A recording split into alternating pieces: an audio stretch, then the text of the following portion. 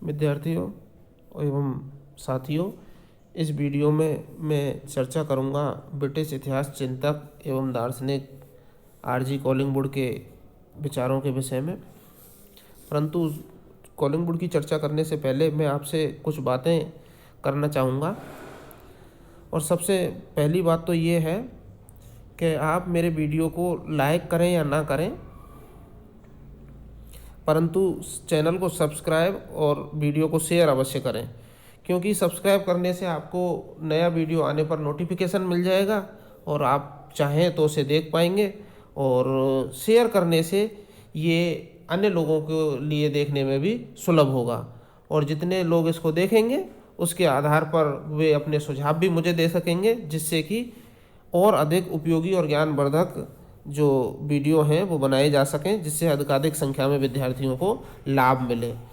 तो सब्सक्रिप्शन और शेयरिंग ये दो चीज़ें आवश्यक हैं, जिससे कि मुझे पता चले कि इसमें और बेहतर क्या किया जा सकता है।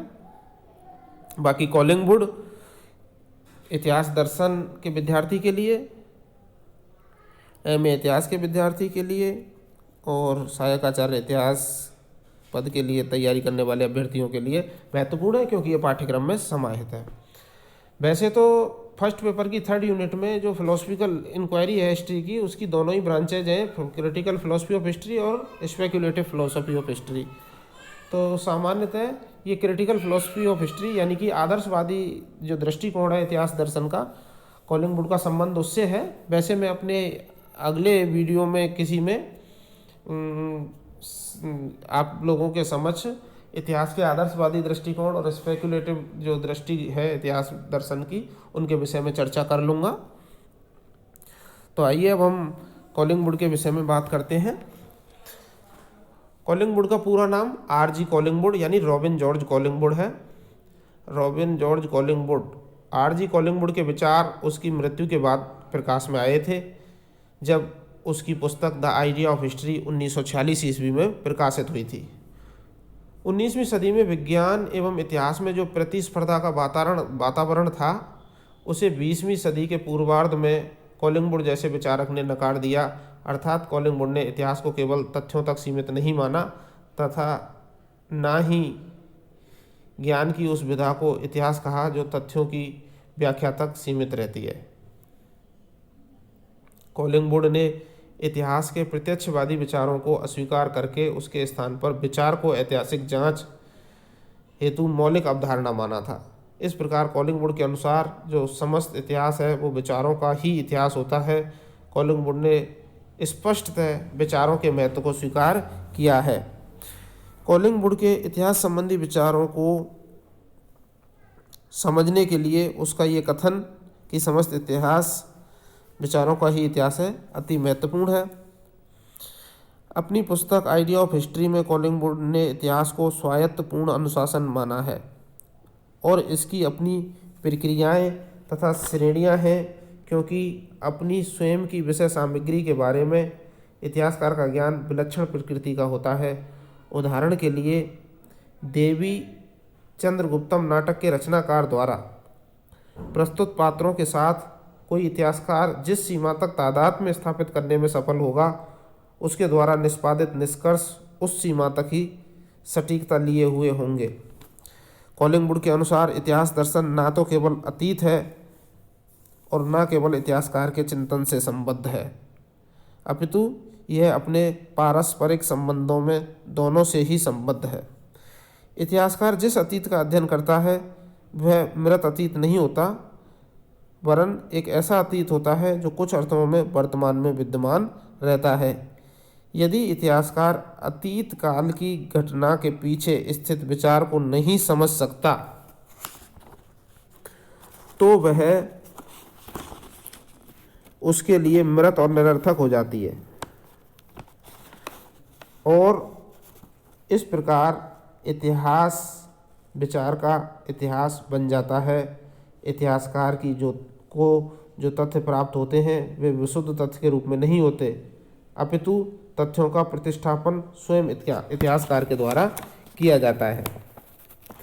कॉलिंगवुड ने इतिहासकार के कार्यों की विवेचना करते हुए प्रत्यक्षवादी विचारों को अस्वीकार करते हुए उनके स्थान पर विचार को ऐतिहासिक गतिविधियों के मूल्यांकन का मौलिक प्रत्यय माना है। कॉलिंगवुड के मतानुसार किसी भी ऐतिहासिक घटना की प्रकृति को ग्रहण करने के लिए यह आवश्यक है कि इतिहासकार उस घटना और तत्कालीन परिस्थितियों के अंतरतल में प्रवेश कर जांच करे तथा संबंधित ऐतिहासिक अभिकर्ताओं के विचारों का पता लगाए। इसके लिए इतिहासकार को अपने लिए उन परिस्थितियों की पुनः रचना करनी होगी जिसमें कि अभिकर्ताओं को रखा गया था। कॉलिंगवुड मानता है इतिहास का प्रयोजन आत्मज्ञान की प्राप्ति करना होता है। दूसरे शब्दों में कहें, अतीत को वर्तमान की दृष्टि से देखना। स्वयं को जानने से अर्थ, मैं आपको स्पष्ट कर दूं यहाँ कि स्वयं को जानने से अर्थ केवल यह नहीं है कि व्यक्ति विशेष अन्य व्यक्तियों के सापेक्ष अपनी विशेषताओं को जान ले, वरन यह है कि वह मनुष्य के रूप में स्वयं को जान ले। यानी मनुष्य के रूप में स्वयं को जानना इतिहास का जो प्रयोजन है कॉलिंगवुड निर्धारित करता है। ऐतिहासिक प्रक्रिया केवल घटनाओं की प्रक्रिया नहीं होती, वरन कार्यों की प्रक्रिया होती है। इन कार्यों के दो पक्ष होते हैं, एक आंतरिक, दूसरा बाह्य। बाह्य पक्ष जो केवल ऐतिहासिक तथ्यों द्वारा निरूपित होता है, वह केवल आंतरिक पक्ष तक पहुंचने का मार्ग प्रस्तुत करता है जिसके साथ इतिहासकार को तादाद में स्थापित करना होता है। इस प्रकार कार्यों की प्रक्रिया के आंतरिक पक्ष की विचार प्रक्रियाओं की तलाश एक इतिहासकार करता है। इस प्रकार समस्त इतिहास विचार का इतिहास बन जाता है। इतिहासकार अतीत का पुनर्निर्माण अपने ज्ञान के संदर्भ में करते हुए वह इसकी समीक्षा करता है तथा इसके मूल्य के प्रति अपना निर्णय देता है। इतिहास के ज्ञान का संबंध अतीत काल में मन द्वारा किए गए क्रियाकलापों का वर्णन करना है। इस प्रकार इतिहासकार अतीत को फिर से जीवंत बना देता है। यह सब कुछ विचार जगत में होता है और इतिहासकार जिन कार्य व्यापारों का अध्ययन करता है वे केवल दर्शनीय वस्तु नहीं होते, अपितु ऐसे अनुभव होते हैं जिनकी अनुभूति मस्तिष्क में होती है। इस प्रकार कॉलिंगवुड समस्त इतिहास को विचारों का इतिहास मानता है। ये बात स्पष्ट होती है। प्रत्यक्षदर्शिता की रिक्तता के कारण इतिहासकार अतीत विषयक ज्ञान केवल अनुमान पर आधारित होता है। यानी इतिहासकार का जो अतीत विषयक ज्ञान है वो प्रत्यक्षदर्शिता की रिक्तता के कारण केवल अनुमान पर आधारित होता है, परंतु अप्रत्यक्ष और अनुमान पर नहीं। कॉलिंगवुड कहता है कि इतिहासकार अपने स्वयं के मस्तिष्क में अतीत की पुनर्रचना करता है। जब वह ऐतिहासिक रूप से सोचता है तब उसके सामने अतीत के कुछ प्रमाण होते हैं। उसका कार्य यह खोजना है कि जिस अतीत ने इन स्मृति चिन्हों को छोड़ा है वह कैसा था। उदाहरण के लिए अशोक के अभिलेखों के विषय में इतिहासकार यह खोजेगा कि अशोक द्वारा इनको उत्कीर्ण कराने का अर्थ क्या था और इनके माध्यम से वह किन विचारों को अभिव्यक्त करता है। इसे खोजने के लिए इतिहासकार को स्वयं को सोचना होगा। इस प्रकार वह पुनः विचार के माध्यम से अतीत को वर्तमान में लाता है। इतिहासकार घटना को आंतरिक और बाह्य रूप में विभेदित करता है। घटना का बाह्य रूप क्रियात्मक है जो स्पष्टतः घटित हुआ और दिखता है। इसका आंतरिक रूप वह विचार और चिंतन है जिसने क्रिया को प्रेरित किया। प्रकृति में इस प्रकार की घटना को आंतरिक और बाह्य रूप का कोई अंतर घटना के आंतरिक और बाह्य रूप का कोई अंतर नहीं होता। वैज्ञानिक एक घटना के पीछे निहित उसके कर्ता के विचारों की खोज के स्थान पर घटना के अन्य घटनाओं के साथ संबंधों की तलाश करता है और इस प्रकार इसे सामान्य सूत्र के अंतर्गत ले आता है। लेकिन इतिहासकार के लिए घटनाएं आभास मात्र नहीं होती, बल्कि उनके पीछे निहित विचार को जानने की चेष्टा करता है एक इतिहासकार, जो उसे वैज्ञानिक से अलग करती है। जहां प्राकृतिक घटनाओं की प्रक्रिया है, वहीं इतिहासकार घटनाओं को प्रेरित करने वाली विचार प्रक्रिया पर ध्यान देता है। इसके अतिरिक्त इतिहासकार समस्त ऐतिहासिक ज्ञान को मानवीय कार्यों तक सीमित रखते हैं और अपने ज्ञान के आधार पर इतिहास का पुनर्निर्माण करते हैं। इस प्रकार इतिहास व प्राकृतिक विज्ञान में पर्याप्त अंतर है और इतिहास को प्राकृतिक विज्ञान की श्रेणी में नहीं रखा जा सकता। कॉलिंगवुड कहता है कि इतिहास का ज्ञान वह है जिसे इतिहासकार के मस्तिष्क में पुनः जीवित किया जा सके। इसके लिए सर्वप्रथम अनुभव होना चाहिए, लेकिन केवल अनुभव भी वस्तु रूप में इतिहास नहीं बन सकता, क्योंकि यह मात्र तात्कालिक अनुभव होता है। ऐतिहासिक ज्ञान का विषय बनने के लिए एक अन्य शर्त भी पूरी होनी चाहिए, और वह यह है कि इतिहासकार और उसके विषय के बीच स्थित समय का अंतराल पूर्ण होना चाहिए। ये कार्य दोनों ओर से होना चाहिए, अर्थात विषय ऐसा हो जो इतिहासकार के मस्तिष्क में पुनर्जीवित हो सके। कॉलिंगवुड के अनुसार मनुष्य सोचने वाला पशु है, अतः जब तक वह अपनी क्रियाओं को संपन्न करने में सामाजिक परंपराओं की रचना कर लेता है जो कि विचारों के कारण होती है, तो वह इतिहासकार के मस्तिष्क में पुनर्जीवित होने वाले विषय का सृजन कर देता है। इसके साथ कॉलिंगवुड इतिहासकार के मस्तिष्क में भी अभीष्ट विषय के प्रति सहज वृत्ति होने पर जोर देता है। केवल वही विचार इतिहास की विषय वस्तु बन सकता है जो केवल विचार का नहीं वरन चिंतन युक्त विचार का कार्य है, अर्थात एक ऐसा कार्य जो इसे संपन्न करने की चेतना के साथ संपन्न किया जाता है। कॉलिंगवुड के शब्दों में चिंतन युक्त गतिविधि वह है जिसमें हम यह जानते हैं कि हम क्या करने जा रहे हैं। जब यह कार्य संपन्न हो जाता है तो हम उसकी तुलना अपनी तत्संबंधी अवधारणा से करते हैं।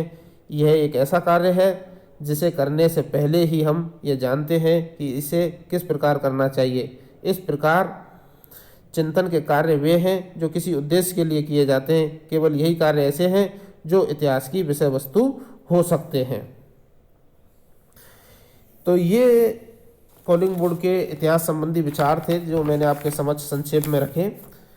यद्यपि उसके जो इतिहास की संबंधी धारणा है उसके विरुद्ध आपत्तियां भी बहुत से इतिहासकारों और विद्वानों के द्वारा उठाई गई हैं, उनके बारे में भी मैं आपको संक्षेप में बता देता हूं कि इतिहासकार की भूमिका पर अत्यधिक बल दिया है कॉलिंगवुड ने, जिससे इतिहास में वस्तुनिष्ठता का अभाव हो जाएगा और इतिहास निरर्थक होगा।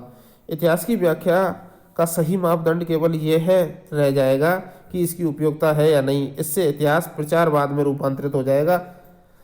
और तीसरे, यह आवश्यक नहीं है कि ऐतिहासिक कर्ताओं के सभी कार्यों में विचार पक्ष निहित हो। और चौथी जो आपत्ति उठाई जा सकती है कॉलिंगवुड के विरुद्ध, तर्कशील व्याख्याओं को केवल व्यक्ति के कार्यों पर लागू किया जा सकता है, राष्ट्रों और संस्थाओं पर नहीं। और ऐतिहासिक धारणा में इस पूर्व धारणा को शामिल करना आवश्यक हो जाएगा कि कार्य करते समय कर्ता विशेष विवेकपूर्ण मानसिक स्थिति में था। तो ये सब उचित प्रतीत नहीं होता और तर्कयुक्त आपत्तियां मानी जा सकती हैं कॉलिंगवुड के विरुद्ध। लेकिन फिर भी कॉलिंगवुड ने 20वीं शताब्दी के पूर्वार्ध में इतिहास को एक नई पहचान दी, जो कि इतिहास को प्राकृतिक विज्ञानों से अलग करने के साथ साथ उसमें मानवीय वृत्ति के लक्षण विचार महत्ता को स्थान देता है। यानी मानवीय वृत्ति के लक्षण उसके ऐतिहासिक विचारों में दिखाई देते हैं, उनकी महत्ता दिखाई देती है। इस इतिहास दर्शन को कॉलिंगवुड का विशेष योगदान माना जा सकता है। तो पिछले वीडियो में मैंने आपके समक्ष क्रोचे के विषय में चर्चा की थी और इस वीडियो में मैंने आपको कॉलिंगवुड से परिचित करवाया। और क्रिटिकल जो फिलोसोफर हैं हिस्ट्री के, वो सिलेबस में आपके में 3 हैं, क्रोचे, कॉलिंगवुड और डिल्थे। तो अगले वीडियो में मैं आपके समक्ष डिल्थे के विषय में चर्चा करूंगा। इस वीडियो के लिए बस इतना ही। धन्यवाद।